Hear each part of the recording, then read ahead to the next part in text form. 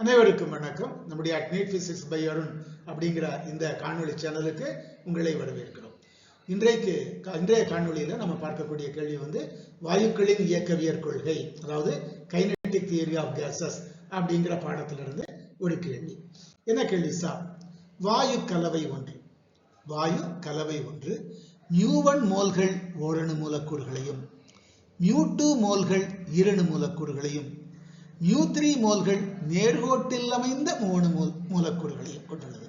ஏன்னா 3 மூலக்கூறு வந்து நேர்கோட்டிலையும் இருக்கலாம் 3 அணுக்கள், அப்படி இல்லாம கூட இருக்கலாம் இல்லையா? இப்ப நம்முடைய கேஸ்ல நேர்கோட்டில் அமைந்த 3 மூலக்கூறுகள் கொண்டுள்ளது.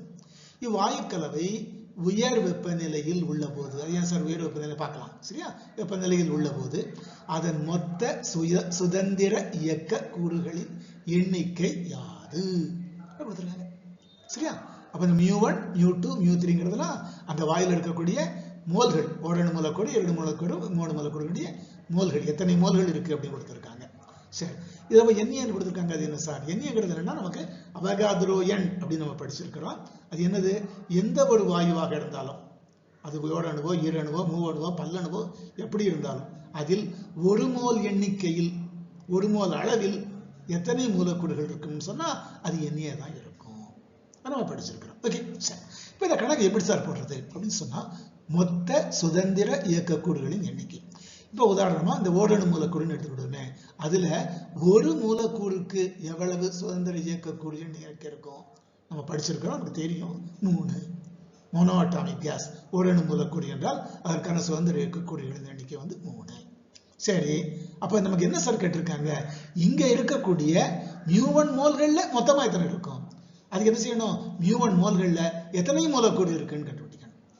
அப்படித்தானே? அப்படி தெரிஞ்சா எத்தனை மூலக்கூறுகள், எத்தனை மோல்கள் மொத்தம் இருக்கு, அதுல எத்தனை மூலக்கூறுகள் இருக்குன்னு தெரியும். அது எப்படி சார்? μ1 × Na சரியா? ஒரு மோல்ல Naங்கிற அளவு மூலக்கூறுகள் இருக்கும். μ1 மோல்ல μ1 × Na இருக்கும்.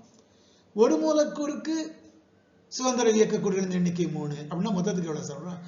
3 × μ1 × Na இவ்வளவுதான் கணக்கு. 3 × μ1 × Na. இத மாதிரி ஈரணு மூலக்கூறுக்கும் கண்டுபிடிக்கணும், மூவணு மூலக்கூறுக்கும் கண்டுபிடிக்கணும், மொத்தத்தையும் கூட்டிடணும். அப்படி கூட்டினா தான் நமக்கு இவங்க கேட்கக்கூடிய ஆன்சர் கிடைக்கும். நமக்கு 4 தெரிவுகள் கொடுத்திருக்காங்க. எந்த தெரிவுங்கிறது நம்ம பார்க்கலாம். ஓகே, சரி, நான் பார்க்கலாம். நமக்கு Na என்பது ஒரு மோலில் உள்ள மூலக்கூறுகளின் எண்ணிக்கை. என்ன கேஸ் சார்? எந்த மாலிகுலா இருந்தாலும் சரி ஒரு மோலில் இவ்வளவுதான் இருக்கும். சரி, அது இருக்கட்டும். ஓரணு மூலக்கூறுக்கான சேர்ந்து சுதந்திர இயக்கக்கூடிகள் F = 3. ஏற்கனவே படிச்சிருக்கோம். Fங்கன்னா 3 அப்படின்னு படிச்சிருக்கோம். இப்போ முன்னாடியே சொன்னேன். சரி, ஈரணு மூலக்கூறுக்கு எவ்வளவு சார்? 7. சார், ஈரணு மூலக்கூறுக்கு 7 வருமா 5 வருமா சார்? 7 தான் வரும். ஏன் சார்? 5 தானே சார் உண்டு. அதாவது நேர்கோட்டு இயக்கத்துக்கு 3, சுழல் இயக்கத்துக்கு 2. இல்லை, இங்க வந்து அதிர்வுகள் வைப்ரேஷன் சொல்றோம் இல்லையா? அதற்கு உயர் வெப்பநிலைக்கு போகும் பொழுது அந்த அதிர்வுகளுக்கான 2 சுதந்திர கூறுகள் சேர்த்து 7 வரும். அதான் கவனமாக தெரிஞ்சுக்கிட வேண்டியது. சரி, அப்புறம் அது முடிஞ்சு போச்சு. நேர்கோட்டில் அமைந்த 3 மூலக்கூறுக்கான சுதந்திர கூறுகள் எவ்வளவு சார்? 7. நேர்கோட்டில் அமைந்ததுக்கு எவ்வளவு, அமையாததுக்கு எவ்வளவு, அதெல்லாம் நம்முடைய புத்தகத்துல இருக்கு. அமைந்த 3 மூலக்கூறுனா அதுக்கு 7 தான். சரியா? இப்ப நம்ம எப்படி சார் கண்டுபிடிக்கிறது? ஒவ்வொரு மூலக்கூறுகள், ஒவ்வொரு வகையிலையும் ஓரணு மூலக்கூறுல மொத்தம் எத்தனை மூலக்கூறுகள், அதுல ஒரு மூலக்கூறுக்கு எவ்வளவு பெருக்கிட்டா அது தெரிஞ்சுப்போம். நான் முதல்ல சொன்னேன், ஓரணு மூலக்கூறு எடுத்துக்கொண்டால் அதுல μ1 மோல் இருக்கு. ஒரு மோலுக்கு Naங்கிற மூலக்கூறுகளின் எண்ணிக்கை. அப்ப μ1 மோலுக்கு μ1 × Naங்கிறது எண்ணிக்கை. ஒரு மூலக்கூறுக்கு 3 சுதந்திர கூறுகள், சுதந்திர கூறு இயக்கக்கூறுங்கிறது நம்ம என்ன சொல்றோம்? ஆங்கிலத்தில் டிகிரிஸ் ஆஃப் ஃப்ரீடம் சொல்லுவோம் இல்லையா? சரி, ஸோ 3 × μ1 × Na. ஒரு இது முடிஞ்சு போச்சு. போன ஸ்லைட்லேயே சொல்லியிருந்தேன். மற்றதுக்கு எப்படி சார்? ஈரணுக்கு எப்படி சார்? ஈரணுக்கு 7 × μ2 × Na. மூவனுக்கு எப்படி சார்? 7 × μ3 × Na. அத்தனை மாதிரி தான் அங்கே இருக்கு. அதனால அப்போ இது ரெண்டுலையுமே 7 காமனாக இருக்கிறதுனால 7 காமன் எடுத்து 7 × μ2 + μ3 எல்லாத்தையுமே நீல படுத்தினா அதையும் காமனாக வெளியில் எடுத்து போட்டுரும்.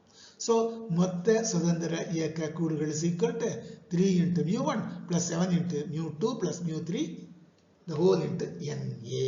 அவகாத்ரோ எண்.